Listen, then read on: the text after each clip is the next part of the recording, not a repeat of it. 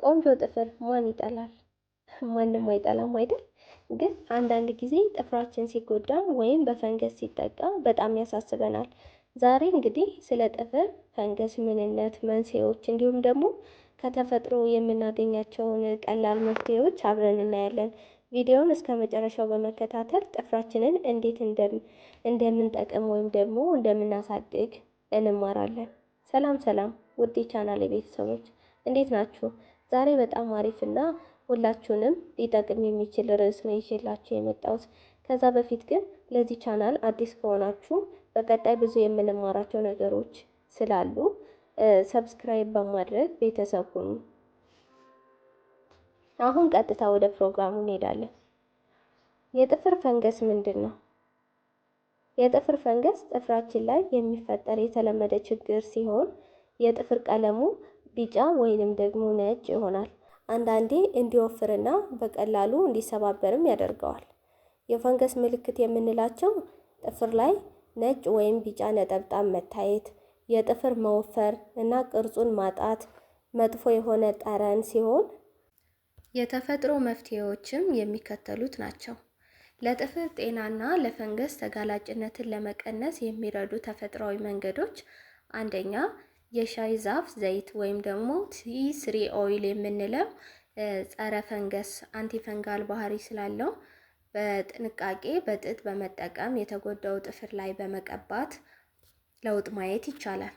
ሌላኛው አፕል ሳይደር ቪኔጋር ሲሆን እኩል መጠን ካለው ውሃ ጋር በመቀላቀል ጥፍሩን ለ15 እስከ 20 ደቂቃ መዘፍዘፍ አሲዳማነቱ የፈንገስን መስፋፋት ይቆጣጠራል። ሌላው ሶስተኛው ነጭ ሽንኩርት ነው። ነጭ ሽንኩርት በትንሽ የወይራ ዘይት በመጠቀም ጥፍሩ ላይ በማድረግ ፈንገስን ለመከላከል ይረዳል። እንዲሁም የወይራ ዘይትና የሎሚ ቅልቅል ሁለቱን ቀላቅላችሁ በምትጠቀሙበት ጊዜ የወይራ ዘይት ጥፍርን በማራስ ሞይስቸራይዘር ሲያደርግ፣ ሎሚ ደግሞ ቢጫነትን ለማስወገድ ጥፍርንም እንዲያበራ ለማድረግ ይረዳል። ትንሽ የወይራ ዘይት እና ጥቂት የሎሚ ጠብታዎችን በማቀላቀል ጥፍሮ ላይ ለ5 ደቂቃ ማሸት። ሌላው ደግሞ ሞቅ ያለ ውሃ ሲሆን ይሄ በዙሪያው ያለው የደም ዝውውር እንዲጨምር በማድረግ የጥፍር ጤናና እድገትን ያፋጥናል። ሌላኛው በተከታይ የምናየው የቫይታሚን ኢ ኦይል ነው። እሱም ለተሰባበረ ጥፍርን ለመጠገን እና ጥፍርን ለማጠንከር ከፍተኛ ሚና አለው።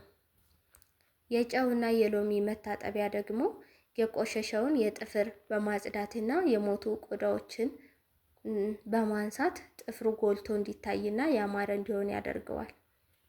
ሌላውና ዋነኛው የጥፍር ጤናን መጠበቂያ የምግብና የጤና ተጽዕኖ ሲሆን የተመጣጠነ ምግብ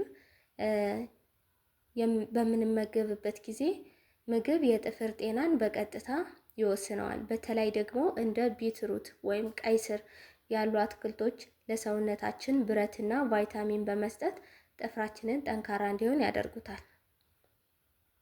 ጠቃሚ ምክር፣ ጥፍሮችን ሁልጊዜ ደረቅና ንጹህ ማድረጋችሁን እንዳትረሱ።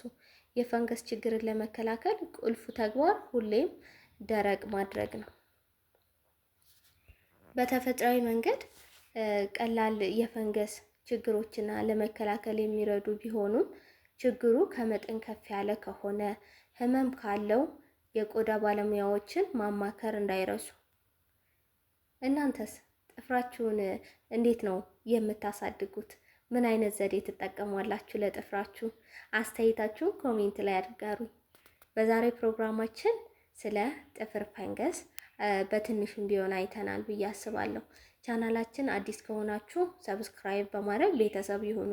በቀጣይ ሌሎች አስተማሪ ፕሮግራሞችን ስለምንለቅ ያገኙናል ማለት ነው። መልካም ቆይታ ይሁንልዎት።